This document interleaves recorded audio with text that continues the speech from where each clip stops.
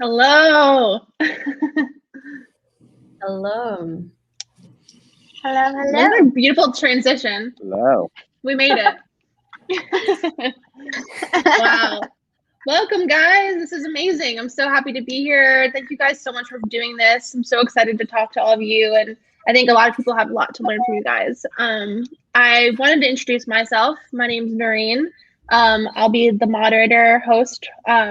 Feel free to drop in questions in the chat. We have people monitoring everything, so we'll come to you at the end. And I want to thank our sponsors, Creative Nation, Martin Albee Miller, Bryan and Associates, Connect Nashville, Live Right Play, and Regions Bank. Yeah, so thank you guys for doing this. This is a series we started last year during the pandemic and trying to connect other cities and have somewhat like networking experiences virtually. So here we are. I kind of wanted to go around first so that everyone can introduce themselves, say where they work, what they do, just give a little brief synopsis, and we'll dive right in. Chloe, you want to kick it off? Sure thing. Hi, guys. I'm Chloe Weiss. I'm Vice President of A&R at RCA Records, formerly based in New York, newly Los Angeles. I work across a very eclectic roster of artists. It spans Latin, R&B, dance, and country, but kind of bringing it all back to focusing on crossing over to pop. Awesome. Kelly, you're next. Hi guys, I'm Kelly. I am originally from South Africa, but I'm now in Los Angeles, and I have a background in audio engineering, but I now work in A&R at Atlantic Records across the pop rock roster. Awesome. I love her accent too. It makes me so jealous. Thank you. I like your accent. I don't think I have. Wes, you're next. Yo, what's up? I'm Wes Davenport, based in Nashville. I work at 1824, which is a division of Universal Music Group. We're a central department of the company. And we focus on really like connecting artists and fans directly to brands using like storytelling. So we do all kinds of things. We do content creation, we do A&R, we do PR, digital marketing, experiences, and everything's keeping the 18 to 24 demo in mind. We're really lucky to be able to work across all labels in the UMG system. So we work all the genres, all the artists.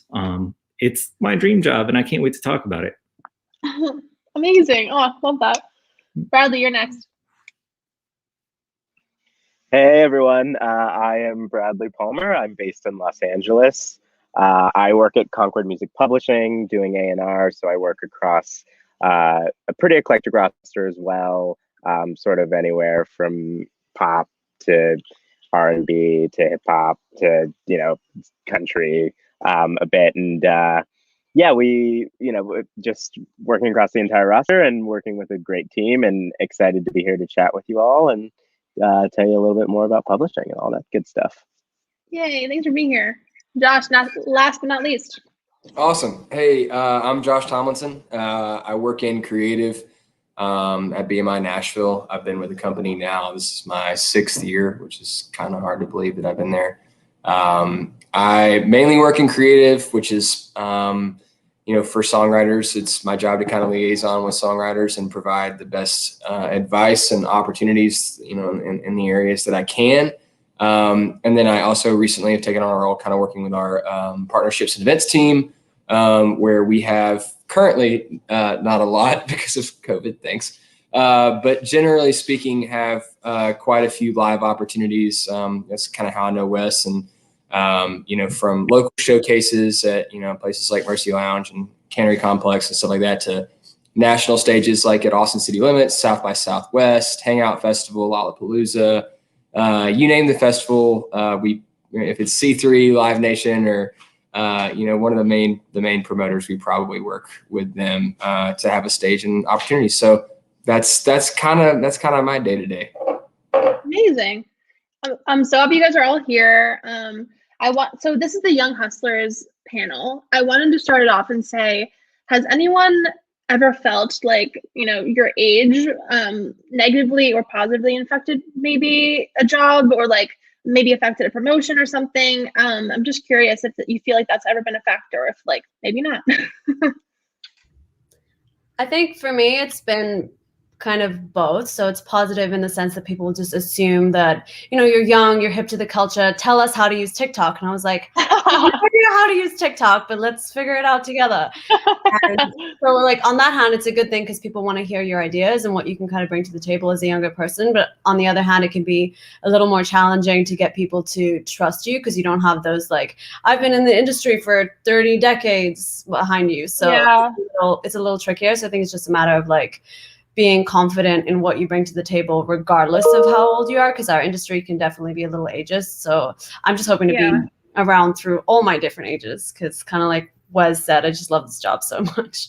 Yeah, that's a really good point. Yeah, I think what you're saying is like everyone is super excited that you're young and like fresh energy, fresh ears, but then it sometimes like hinders you when you're trying to give ideas and everyone's like, okay, well, like we'll wait your turn. Yeah, exactly. So it's like two sides of the same coin.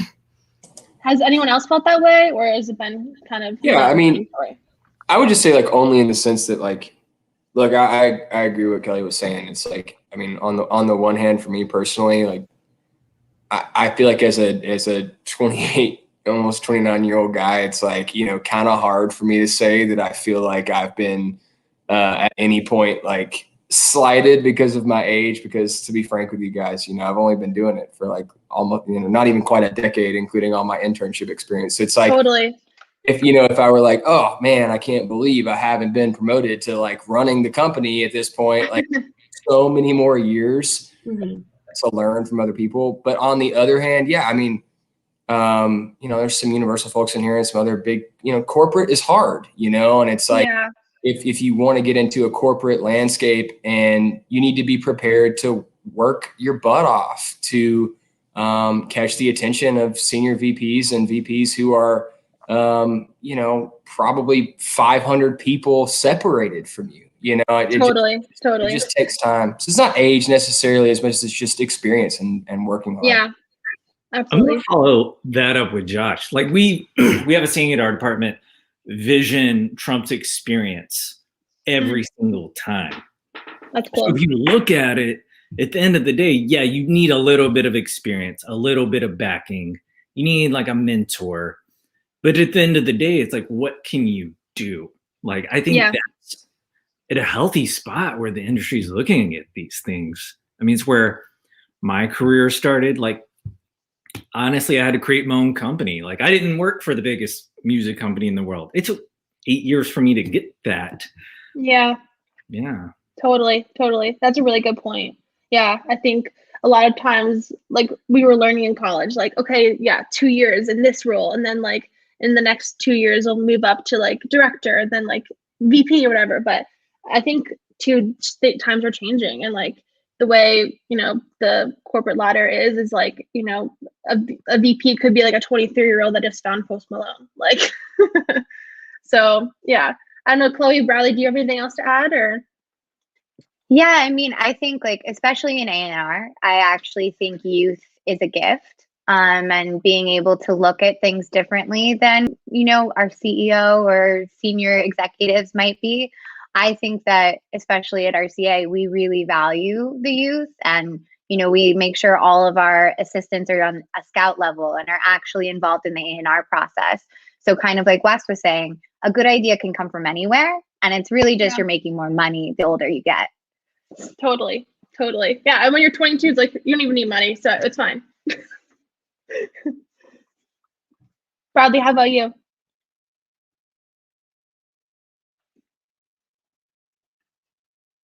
Oh shoot, frozen? Maybe? All right, moving on.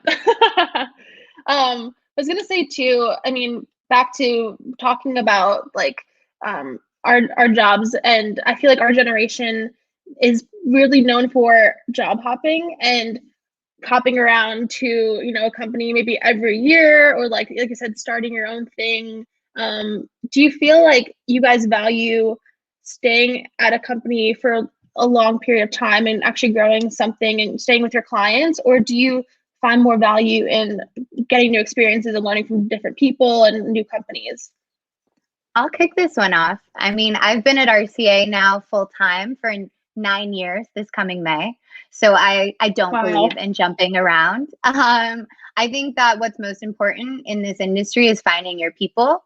I think someone earlier mentioned, how important it is to have a mentor, but really just like having your crew that you love to work with. I think that the grass is always greener, but we spend so much of our lives doing our jobs in the music industry. You have to be happy where you are, and you have to know that you feel supported by the people around you.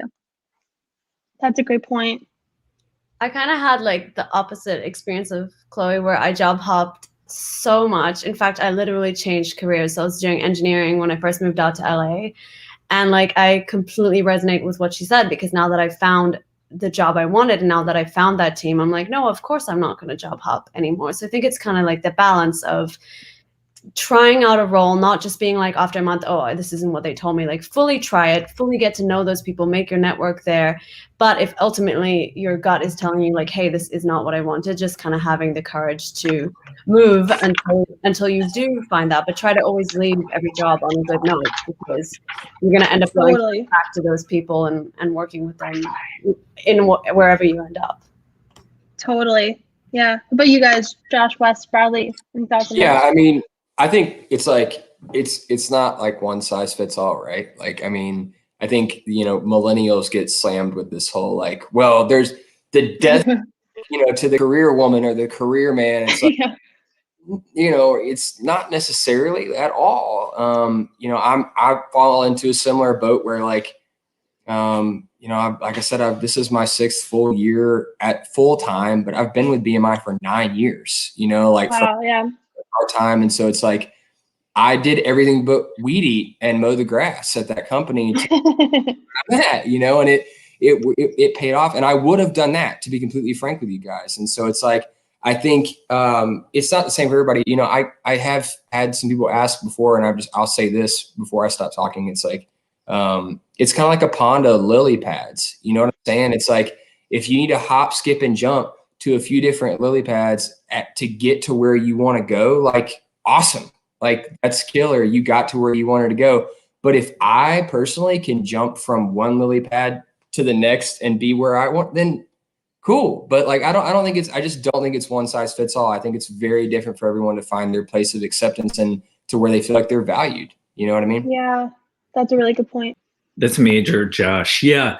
I mean, a lot of people don't think about like what's a better job. Like, they don't think about defining that. Or even like when you're in university, you're enrolled in university, you don't think about like the things that you're looking for because you don't know just yet.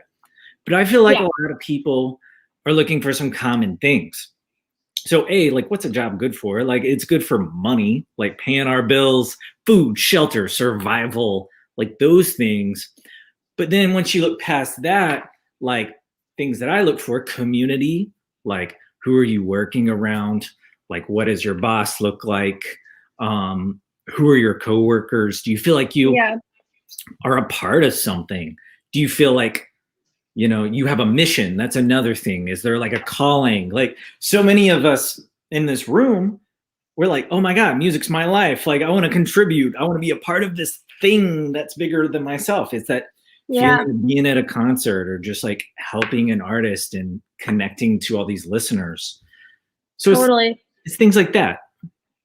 That's a great point. I feel like I'm sure a lot of people have been seeing this too during the pandemic. Like, so many people have like left their jobs or started new things. And I think it's given us all time to really reflect on like what we do want. And if it's something where you want to try to grow into something else, or like, I want to completely leave the music industry for good. Like, I think it's really given us a lot of time to like figure out what we really want. And on that too, I want to say, how have you guys like found inspiration and motivation during the pandemic? Bradley, I'll kick it for you. Yeah, sorry, I'm having a bunch of Wi-Fi issues. You're so good. At least you look great. So thank you. We've changed lighting. It's great. So I was just gonna say, so in terms of inspiration for me, I think it's been hard, but like for me, it's been sort of staying connected to people sort of outside of my immediate team. I think, the really hard thing about right now is that I think a lot of people in A&R specifically are like, you know, we're sort of out in meetings and we're seeing other people and you know, you're sort of out and running into people, and it makes this sort of job sort of a lot smoother and a lot more fluid. And it's been a real testament and a change to have to, you know, really reach out to people and have this sort of classic, like, we're gonna have a phone call or a meeting and we're gonna set that up in advance, which I think has been really great in a lot of respects. It's strengthened a lot of like my professional relationships, but it's also been quite a shift and a change from, you know, running into someone at a bar and then sort of talking about what you're working on and then and having it happen in that sort of organic way. So, which, you know, I think we all miss to some degree, but it's been a really great sort of experience to have relationships and strengthen relationships in that way. And that for me is like it. I sort of know when I'm feeling uninspired is when I'm not doing that and when I'm not doing my job to the best of my ability. Yeah, you feel it. You feel a difference for sure. Totally. What about you guys? Anyone else? I think, Chloe, do you want to go ahead? Okay. Well, you can go next. I basically was just going to chime in and say that I have made a playlist, and it's not necessarily to keep me inspired in COVID specifically, but just all the time, because I listen to so many demos that sometimes, like when you're the person whose job it is to filter like bad music from good music, it's really easy to lose perspective, and then also just be like, wait, did I say I love music? So I have this that's like my top 10 all-time favorite songs that I listen to when I'm just like, what is it about music that moves me? And it helps me stay inspired, but at the same time, it helps me like raise the bar at work. And so sometimes I'll listen to a bunch of bad demos and then have one that's like kind of average and be like, this must be so great. And then I go and I weigh it up against the songs that I know I've thought are great for like years in my life. So I don't know, just I love that. The thing I would recommend, and just put it on, go for a walk, reconnect with like why we choose to do the crazy job. Writing this down. I'm doing this right now. There you go. Chloe, go. But I was totally inspired by that, Kelly. Go, Chloe. Yeah, honestly, Kelly, my answer is very similar. Like, I found the most inspiration from like the Teddy Riley Babyface verses and watching like Brandy and Monica, and like really going back to like the throwback classic albums that made us love music and remember why we're here, because I think we all get 600 shitty demos a day. And now you need to like refocus on why we actually love doing this job. That's so great. Go ahead. No, I'm like, that's like literally so perfect. I love that. No, I think another big one for me too has been like, I've kind of done similar to that, but it's not necessarily so much what got me into commercial music, but like I personally grew up listening to like All Time Low and The Story So Far and Under Oath and August Burns Red and like pop punk and hardcore and and then like Biggie and Tupac and like Deep Purple, and it's like a whole mixed bag of stuff that I like created a playlist of, so that like when I need to recenter, like, all right, I have listened to like, again, like I've listened to shit for like 5 and even when you want to find ways to like, I think to answer the question directly, it's like, how have you found inspiration? It's like, it's really hard sometimes to give people positive news during pandemic, when it's like, you can't say, yeah, I can throw you on an 8 off 8, or yeah, I can like help you go to Key West Songwriters Festival, or yeah, I can help you like, I can't give you any positive feedback on your music. And so like, for me, it's been grounding myself. So yeah, I found myself listening to stuff from like 2006, 2007, 2008, just like, I love that. Yeah. So I think taking those things, I mean, we talked about like getting away, going for a walk.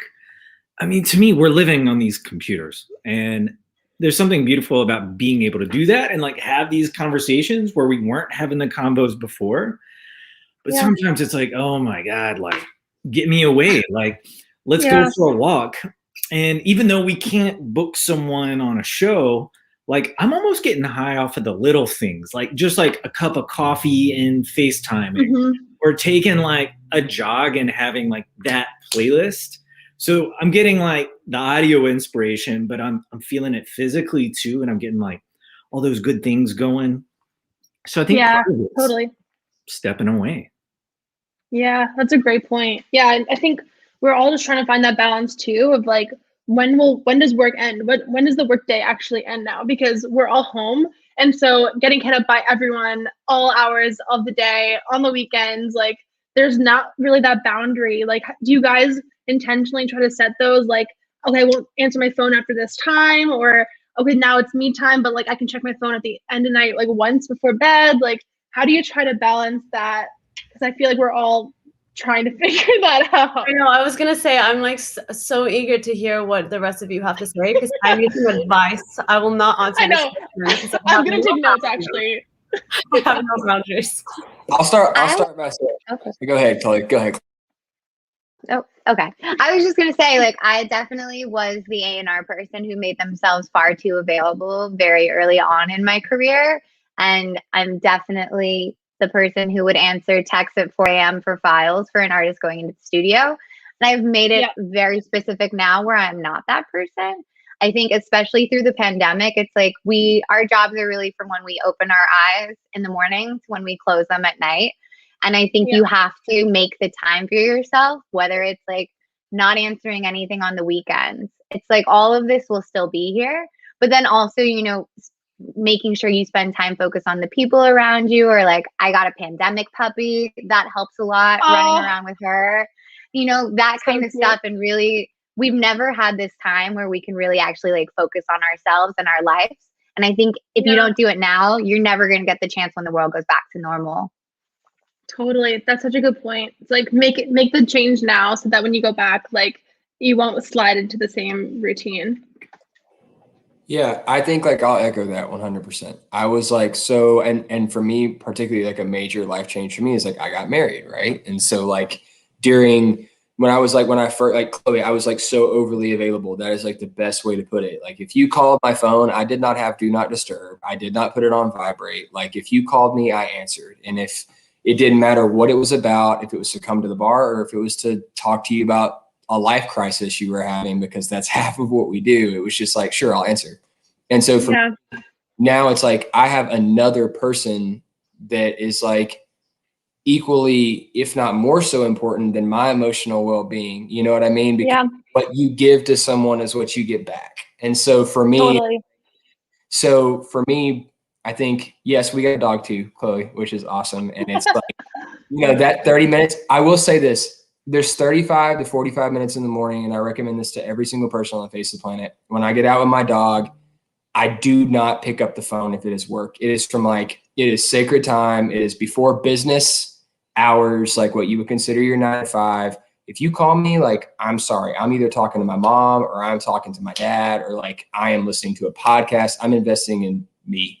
And so I think I never did that before, and I will never not do it again. It is so important to find time for you. And then like tonight, like before this thing, like I cooked dinner with me and the lady, and we watched like a bullshit like E-News TV show for like 30 minutes and like reset. My love language.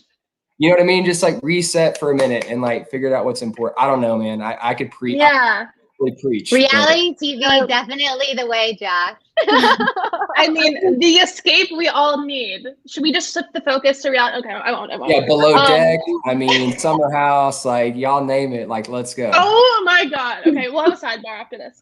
I was going to say for the people who are listening, though, like what I took away from what Chloe and Josh both just said as a more junior person is that like they both had their jobs for almost 9 years and they put that work in. So it's a balance. Like you don't want to be a new employee that's like, I won't answer my phone until like my 9 to 5.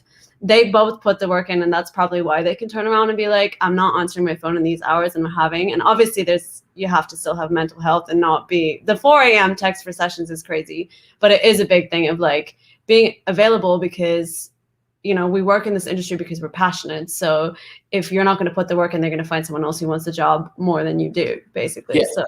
And I will like for 30 seconds, I will say like, if it is my CEO or if it's my VP, like I'm picking up the phone. Right. But like I say, anybody outside of that. Yeah. If it's somebody I report to, I will pick it up if it's important. But yeah, that's a great point, Kelly. You do have to put the work in 100%.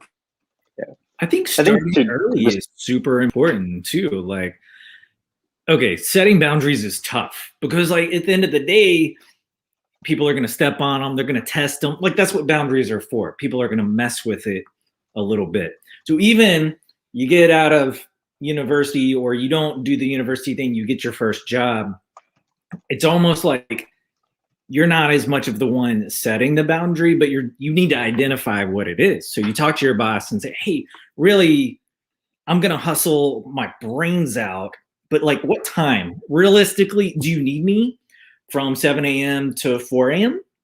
Like, if that's the job, I got it. I'm going to rock it. But really communicating it up front and say like, oh, this is more of a, this is a 9 to 7, or this is like a 10 to 10. Like, it's defining the boundaries, setting it, and that's going to serve you throughout your whole career. That's a great point. Bradley, were you going to say something else too? Yeah, I was going to say, just along the same vein, yeah, it's I think when you're sort of at your first job in music, right, you sort of do anything and everything. You're excited to just be there, and you're excited to be in the room. And I think it's really important to understand that, while be excited to be in the room, like you are a person, and your mental health is important. And so understanding that, like, while you may not always be setting the boundaries, it's important to really, like Wes said, to really understand what those are, and to know, sort of what's important and what's not. And if you don't know yourself, which often you don't at your first job, it's about asking and being really, really persistent about getting proper answers on that, because what will happen, I think, this happens to most people at their first job in music, is they'll just sort of break their backs to do anything. And at some point you'll realize that it's not sort of worth it, or not necessary in that way. And so having an understanding of boundaries and really setting them is super, super important, because, like I said, everyone is going to be pulling you in a million directions, especially when you're like the junior person at a company.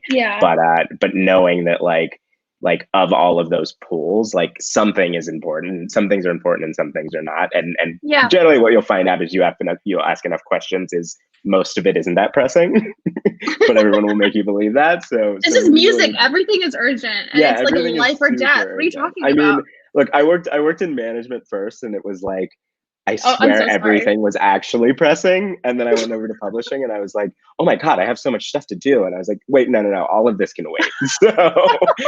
So knowing that is really, really important. Noreen and Bradley. Yeah. It's like that question, like, I stopped asking, is it urgent? And I started asking, what's the priority? That makes people like, okay, it's all urgent, but like, what's the order? What's the deadline? Like, ask those specific questions. I learned that really early in my career, and it served me. Yeah, that's a great point. That's a good point. Make that difference for sure. I think we're all talking to right now about kind of, giving advice to people just starting out. And what would you say for someone just starting out to like stand out amongst their peers? Like, how do you get from like that, like, entry level to like a mid-level position? And what would you say, like, as an intern too, like, do you try to just go above and beyond? Like, how do you make yourself stand out and actually, be noticed, I guess? This is one that I was really stoked to answer when, like, you kind of admittedly to the viewers, like, we all get prepped for these things. So like, don't tell them. I kind of knew like a little bit about what I wanted to say before in speaking in generalities, but I would say, look, like, we've all talked about, like, we all have titles. We all have, like, we've all, thank you, Kelly, for again bringing up like how long you're at a company, and like, that's great. That's all fine and dandy. But like Wes also brought up a really good point. It's like, how, and Noreen, you spoke to, it's like, how hard are you willing to work? How hard do you want to work? How bad do you want it? Right. But all of those things pale in comparison. Like, I personally think, like Larry King, before he passed away, was like asked to talk about, and I hope everyone in this room knows who Larry King is, because he was like one of the best, like interviewers of all time. But he was like, he basically said that he never learned anything from talking. He's like, I told myself every morning when I got up, it's if I am to learn something today, it is from listening, not from talking. And I think for me, like, working in a very uniquely corporate situation, it's like your position might not change for a while, but like your pay may change, your role will completely change, your job description will completely change. But like, yeah, sure, they can't bump your title because there's 3 before you're running the company. You know what I'm saying? And so you're going to see a lot of growth. And my advice would just be, don't get caught up and hung up in like what your title is, because it doesn't mean shit. Like that. So true. Like and I take that back. It does at some companies. Like some people take you more seriously when you have a certain title. But in my opinion, personally, like if you are the hardest worker, like I assume everybody on this panel, if you're willing to work really, really, really hard, then people around you are going to, pay attention, and if they, then you're not in the right place. I don't know. I hope I made sense. Is that making sense? I don't know. Yes, it was amazing. Yeah, we get it. Yeah, I think you're so right, man. And when it comes, of course, like hard work, hustle, I think you got to have that. At the end of the day, it's like, step one, are you handling all of your job responsibilities? Not are you just doing them, you're doing them extremely well. So that can apply to the intern, it can apply to anybody else. And then are you taking care of your coworkers? Are you lifting them up? Are you being a good teammate? Are you contributing outside of your role to grow the pie for everybody else? Could be the company, the artist, whoever you're working with. I think that's the next thing. Once you have all your bases covered, like how do you take it to the next level? How do you grow your responsibility and your effectiveness? Good point. I would say, kind of playing off of that, I think the most important thing is making yourself indispensable. I think, especially in the music industry, there are 700 other people who want your job at all times. And I think finding your lane and making it so that no one can function at the company unless you're helping on that thing. That's how you really like climb. And that's how I look at, the people around me who have become very successful. It's like knowing your niche and what you're really good at and thriving to be the best at it. That's awesome. I love that. Yeah, that's perfect. I feel like I always tell the new hires that come in the same thing, like on the same point that what everyone's been saying is like, it's the kind of job where you get out what you put in, especially at a more junior level where you're expected to handle mostly a lot of admin stuff when you come into an A&R role. And so you could either just like go through the motions, check your to-do list and like call it a day, or you can do the admin stuff and then say, in addition to like scheduling all your meetings and booking your travel and doing your expenses, I also wanted to send you these 3 artists and this is why I love them. And, just shaping your role to be as creative as you want it to be, even when people don't necessarily want that from you at first. So make sure like you're meeting their like daily needs, but then how can you add to what you bring to the table, and like how can you push yourself beyond what's being asked of you? And that's kind of like what Josh was saying about how like your role will change so much depending on where you're raising your hand and like putting your name forward for things. Oh, that's so true. That's great. Bradley, you have something else?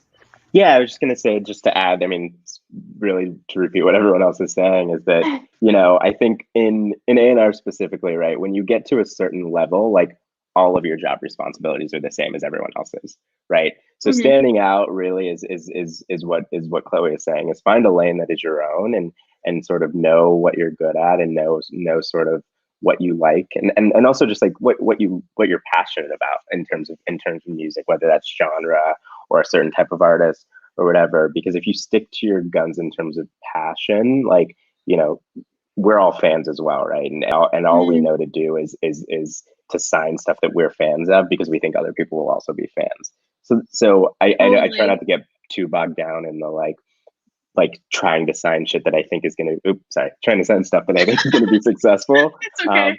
And more so just sign things that I'm a huge fan of because if I can be a fan, I'm sure that there can be 100 other fans or 1,000 other fans or 1,000,000 other fans, and that sort of is so important because we all sort of, I think so often, people get into A&R and they're like, oh, I'm getting into music because I'm so excited about it. I'm getting into A&R because I'm really excited about artists, but then lose along the way that it's just about signing stuff you love.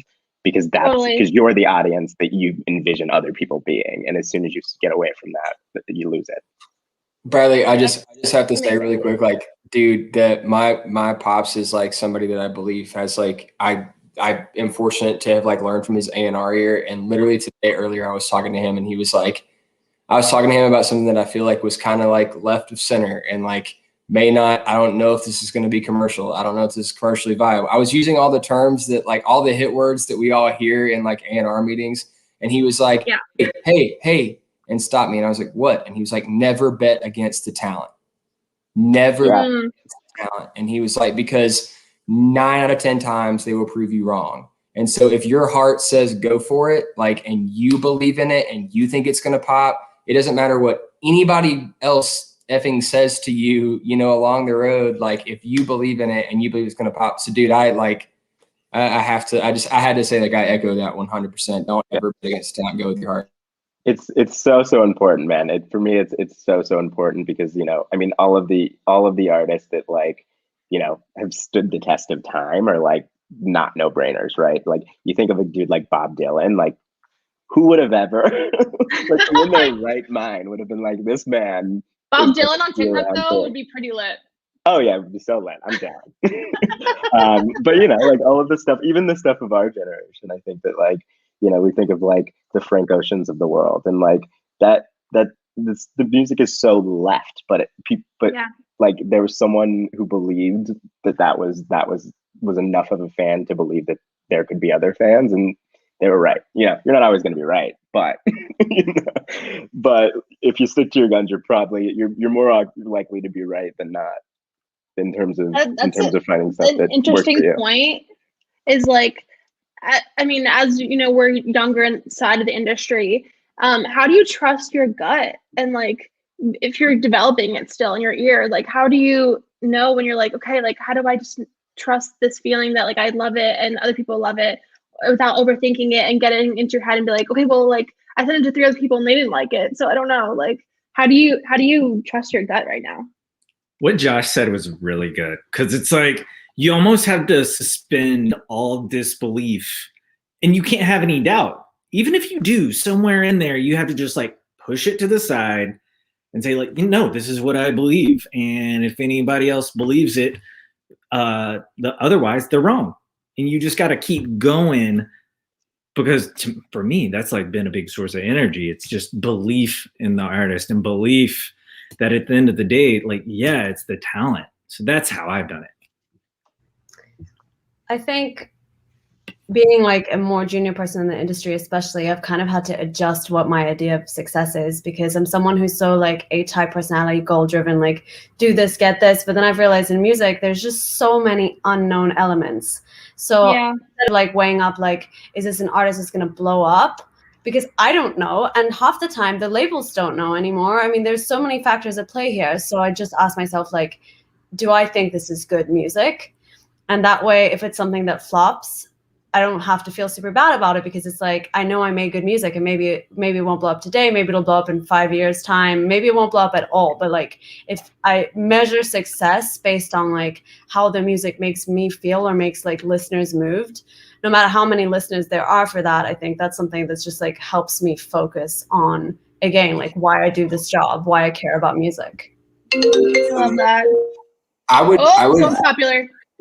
I would go so far, Kelly, as to say, like, because you're teeing off like another one of the prep questions, but like I would say, like, we like, right, like you have to. I just know I love it. I'm sorry, I love shaking shit up, but I think like over time, right? You work with an artist, you work with a writer, you sign this, you sign that, you do this, you do that, and then it's like ultimately, how do you define whether or not you're working or not? You know, like because artists are it either works or it doesn't. And it's like, as an A&R, like, am I good at my job? You know what I mean? Like the way you have to gauge that success is by like, I hope that the story of my success is written by the success of the people that I put time into.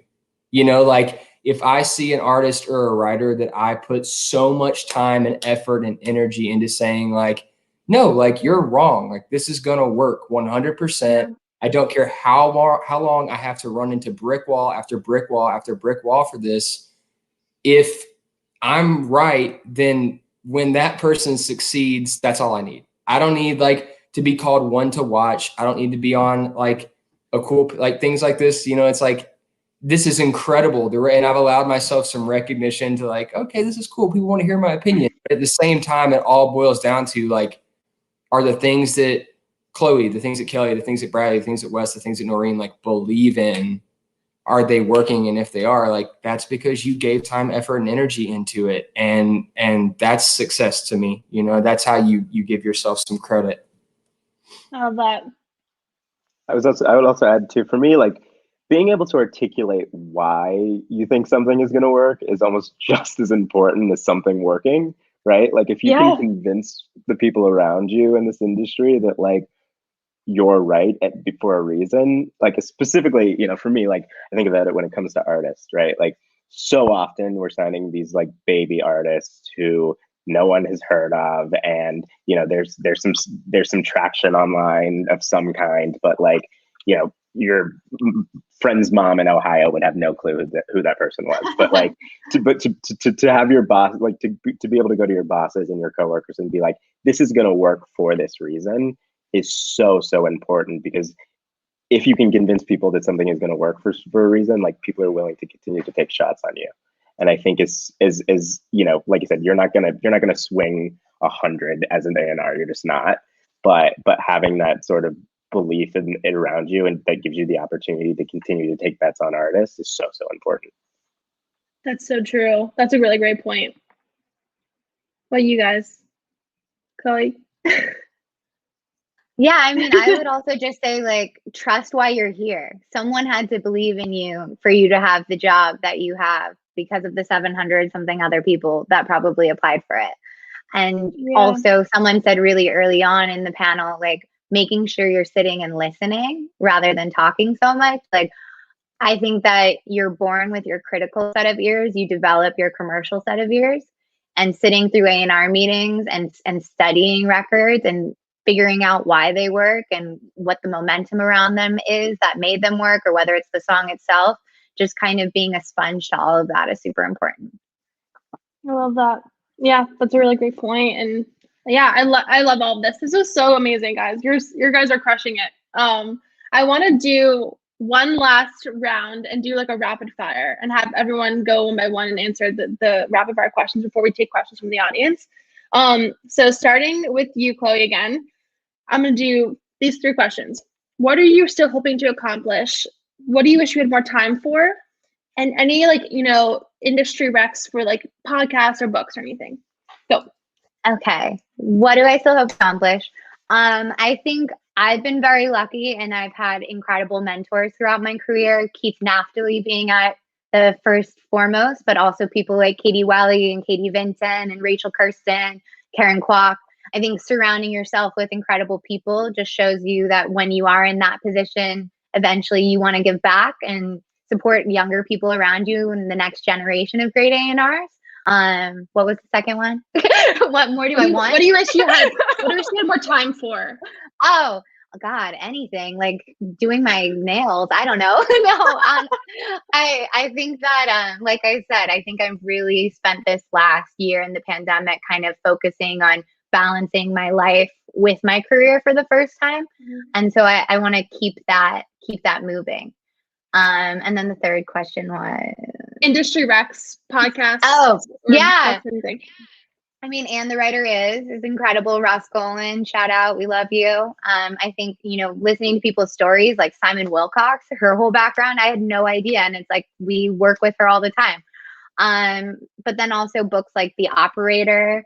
You know, there's so many incredible, I'm like a junkie for like autobiographies or biographies from music executives. Maybe that's kind of weird, but that is definitely what I love to read.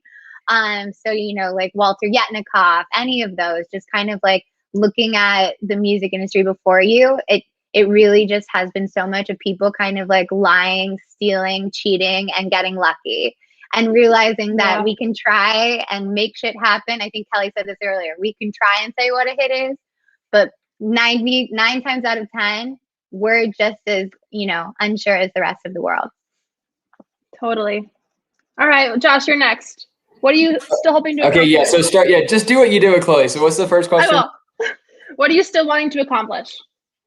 Gosh, okay. You answered that so well, Chloe, that I would have to echo it for the majority.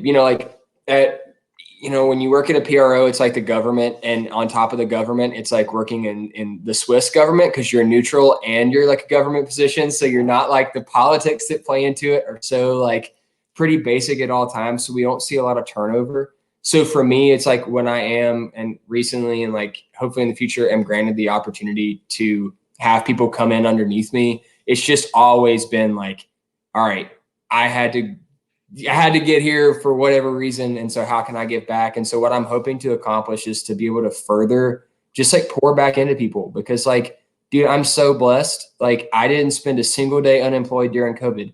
I have not had to worry about my family. I've not had to worry about future. Like, I'm just so abundantly blessed. And I hope to be able to, when the world comes back, to be able to pour that back into people and give them that sense of hope. Love that. Continuing to build back into people. Next, what do you wish you had more time for? Probably myself. I would love some more personal and more time for my wife, I think. And she can't even hear me right now. But like, when you cohabitate with somebody 24/7, 365 days out of the year, and like, this is one thing I didn't say earlier, but it's like, sure, we may have a great work-life balance, but like, if I'm on the phone from 5:30 in the morning to 7:30 when I go to walk the dog, answering emails, like, I sound all high and mighty when I'm giving you guys advice, but like, I still work really hard sometimes. And so like, sometimes I wish that I could put the effing phone down and like, hey, let's watch an episode of TV before you go to work. So I would say always focusing and grounding yourself in what's most important, which is your dog and your wife or your husband. Yeah. Yeah. Any industry recs? Yes. If you are a songwriter, it is songbooks. It's literally like going on to iTunes. It's going into Apple Music. It's going into Spotify, and it is like discovering credits. If you're a songwriter, it is looking at all credits. It's looking at the Billboard charts and seeing who wrote the songs that you think are the shit. Because if you know who wrote the songs that you think are the shit, then you're going to be like striving to find the other songs that they wrote, So if you're a writer, it's 100% that. And then I think if you're an artist, it's like the podcast for sure. It's listening to what other people have to say. It's learning from their experience on how they got where they are, especially humble ones for the most part, the ones who are really time. But yeah, I would 100% say whether you're an artist or a writer, it's like learning what makes a songwriter tick. That's awesome. Okay, we're waiting on Bradley to come back. Kelly, you next. What do you still wish to accomplish? Everything. I am so junior. I have so much to learn. I don't even know why I'm on this panel, but I'm so you're amazing. They're talking. You belong here, Kelly. Come on. Yeah, you answered questions better than all of us. Come on. I'm just so excited to be like at the forefront of finding things that artists that especially affect the culture they release their music in. And I feel like really passionate about artists who have like a voice and concern beyond just like, oh, I want to be a star. It's like, I want to make music because I know the change that it can make in people's lives, like at large. So, artists like Lizzo who are body positive or who have a message, I'm just excited to be part of those careers because I feel like music doesn't exist in a vacuum. And yeah, just all of the things I want to learn from people like the people on this panel, and that's about it. I love that. What do you wish you had more time for? I wish I had more time to draw because I just started learning how to draw in quarantine, and You're so good at it, by the way. Not yet. I don't have the time, but it was something I decided to start doing in the pandemic, and I realized it's just like a great way to switch my mind off and not think about work, because I think even when I'm asleep, I'm thinking about work. I have work-related dreams, so it's not something I have outside of that right now. That's amazing. Okay, and also industry recs for anyone. Yes, there is a book by a man named Pat Pattinson, who is a professor at Berkeley where I studied, called Writing Better Lyrics. And if you're going to send me any demos, please read the book first before you send me, because I just am so picky about what's being said in the lyrics of a song. So that's my rec. That's a good one. All right, back to Bradley now. You ready? I'm back. What are you still hoping to Third accomplish? installment. Location number 3. Yeah, just Third just location. location switch up. Just having every location. Yeah, I mean, I hope to still. I think for me, I want to still accomplish like building great relationships, whether that be up, down, or laterally. I think like so much of what we do is relationship based, and also like the one really amazing thing about this industry is that you get to work with people you can call friends, and so like for me, I never really want to stop building great relationships with the people around me, and as I get older, or in the position that I am now, like also looking to the people who are coming in, and looking at them as like equals, because I think so much of this, and so much of dealing with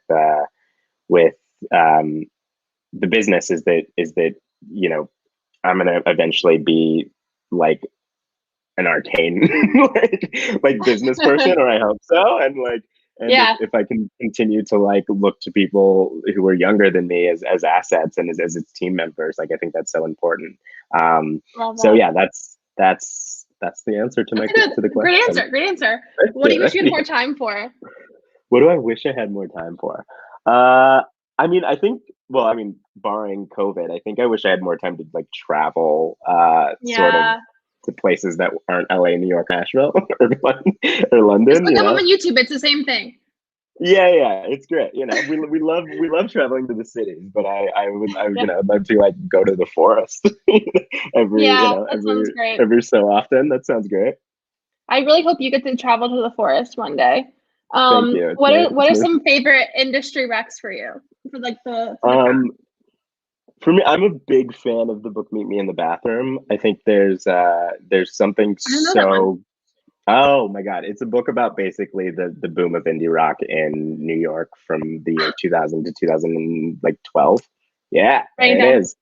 Yes. And I love it because I think there's such a culture, or it's really a book into the look around like the building of a culture of music, right? Like we sort of think of like obviously so much of our job is like talking about the song and the hit and the radio friendly single or whatever, but to understand what it's like to build a culture of music, which I think so much of the industry operates in, and we don't really talk about, sort of the great thing about being in the music industry in LA or in Nashville or in New York is that those are cities about the culture of music.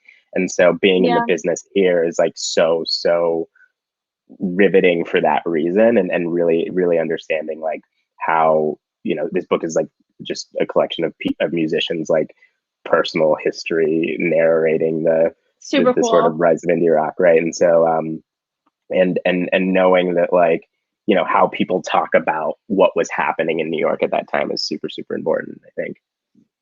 That's super cool. I love that. All right. Last but not least, Wes, and then we'll go to questions.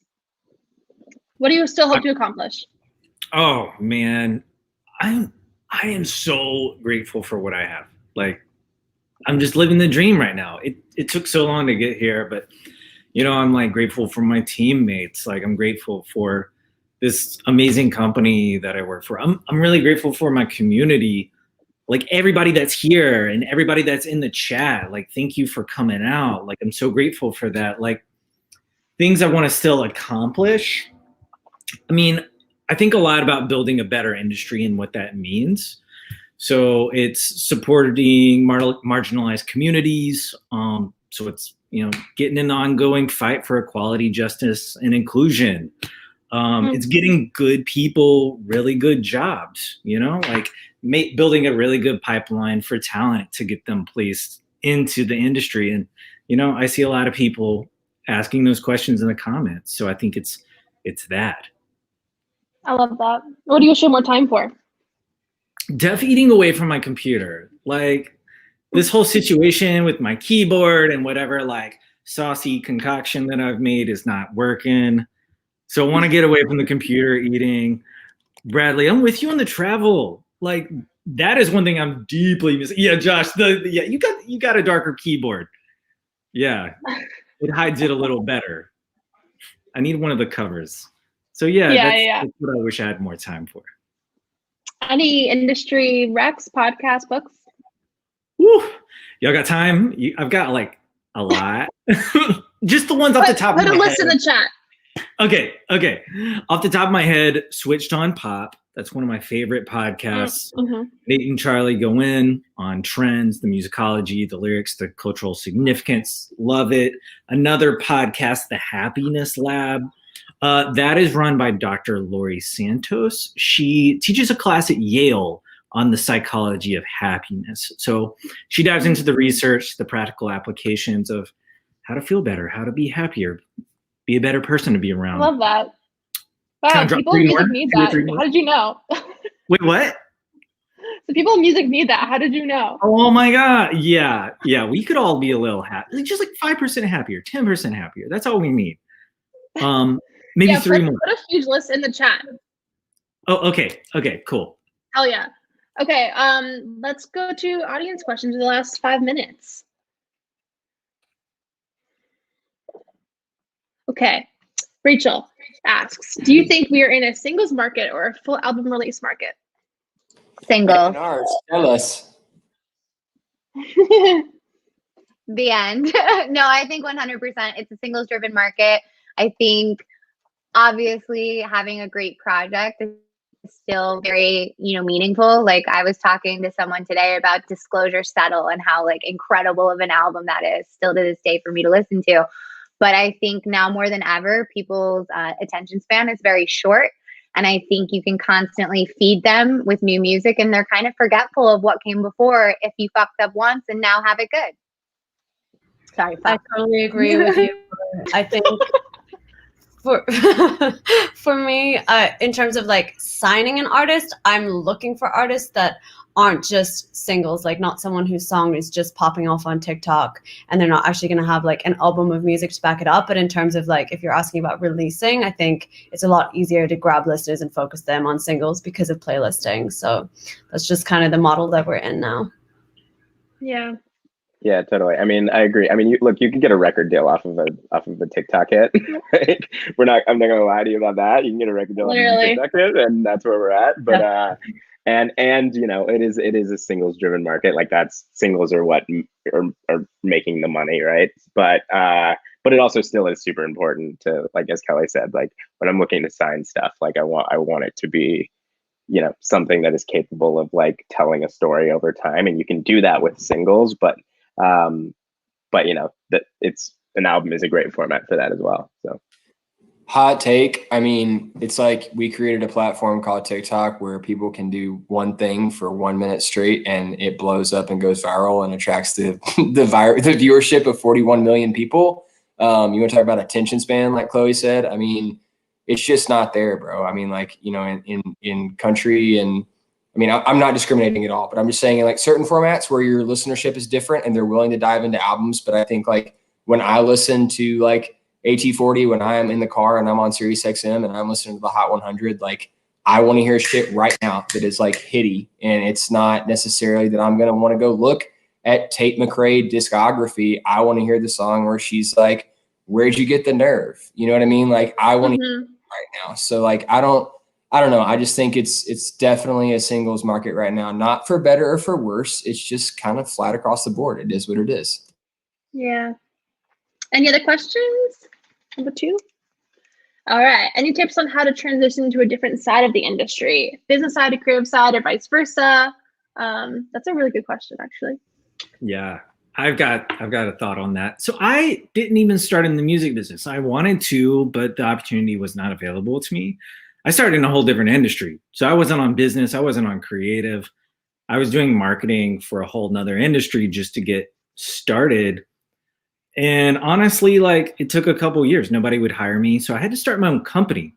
I just started doing. So I think that's the answer. It's just start doing these things. Start doing them as a hobby. Start doing them for a friend. Start just figuring it out. And like the more you do, the better things work. And that's where like the vision comes in. That's where the experience comes in. If you just sit there and like read about it, you're not going to get the same grasp and you're not going to get the same momentum, because once you start doing things, you also start meeting people. weird how that works. Like you start hustling, you start getting out there, and then you start connecting, and then suddenly like a path starts to open up. So I think that's how it happens. I love that. Anyone else have anything to add? This is our last question, so we'll wrap it up.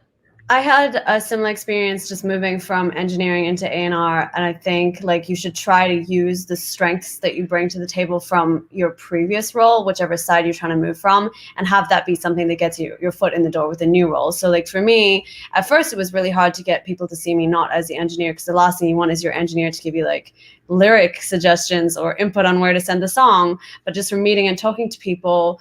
And eventually I landed a job that was like part studio managing and engineering and part A&R coordinator. And it kind of like, I wouldn't have got that job if I didn't have the studio part, even though I wanted to leave that behind. It got my foot in the door and I got to learn about A&R, which led me to be at Atlantic. So play on your strengths and focus on those, even though you might not yet know enough about the other side. Use whatever you do have that's unique, and then you can just fill in the rest from there and kind of learn as you go. I love that. Thank you guys so much for doing this. You're such amazing guests. I hope everyone enjoyed the panel, and there's another one tomorrow. Tomorrow night is part 2 of the Young Hustlers of the Music Biz.